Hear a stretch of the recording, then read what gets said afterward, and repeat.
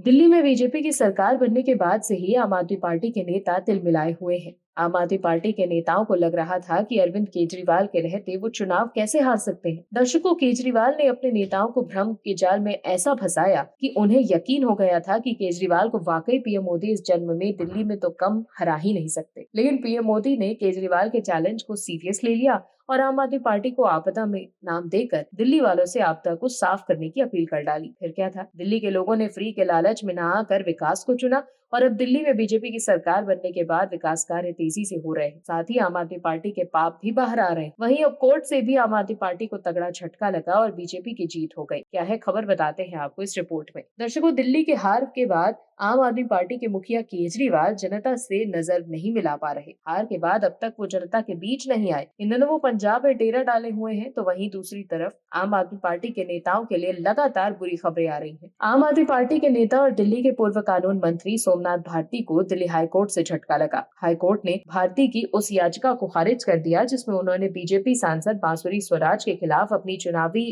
याचिका में जवाब दाखिल करने की अनुमति मांगी थी, जिसे जस्टिस अनीस दयाल की बेंच ने खारिज कर दिया। दर्शकों, आपको बता दें कि ये मामला साल 2024 लोकसभा चुनाव में कथित भ्रष्टाचार के आरोपों से जुड़ा हुआ है। मामले की सुनवाई के दौरान सोमनाथ भारती ने कोर्ट में दावा किया था कि उन्हें बांसुरी स्वराज का लिखित बयान नहीं मिला, जिस पर कोर्ट ने ये कहा कि ये अदालत है, डाकघर नहीं, न्यायिक समय बर्बाद नहीं किया जा सकता। कोर्ट ने कानूनी प्रक्रिया में अनुशासन की जरूरत बताई। वहीं बांसुरी स्वराज के वकील राजीव शर्मा ने कहा कि लिखित जवाब समय आने पर दिया जाएगा, जबकि भारती ने कहा कि वो चुनाव में व्यस्त थे, जानकारी नहीं मिली। सोमनाथ भारती ने दिल्ली हाईकोर्ट में याचिका दायर कर बांसुरी स्वराज पर आरोप लगाया है कि स्वराज और उनके चुनावी एजेंट ने 25 मई 2024 को दिल्ली में हुए मतदान के दौरान गलत आचरण किया। सोमनाथ भारती ने कहा था कि स्वराज के निर्देश पर बीजेपी कार्यकर्ता लोगों को पैसे, साड़ी और सलवार सूट बांट रहे थे। बांसुरी स्वराज की सहमति से और उनके निर्देश पर काम कर रहे थे। उनके पक्ष में वोट देने के लिए मतदाताओं को लुभाने के लिए सामग्री वितरित करना बंद करने को कहा,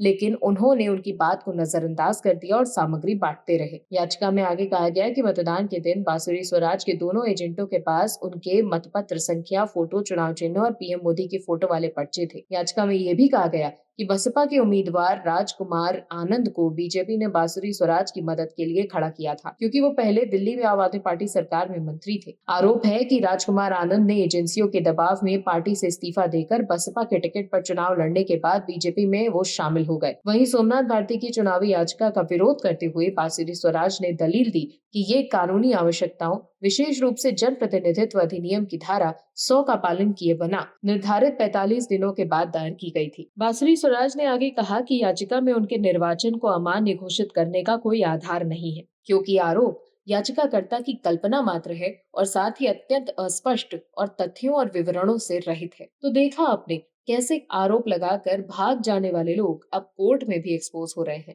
ब्यूरो रिपोर्ट, OMH न्यूज। आप दर्शकों से विनम्र निवेदन है कि चैनल को सब्सक्राइब जरूर करें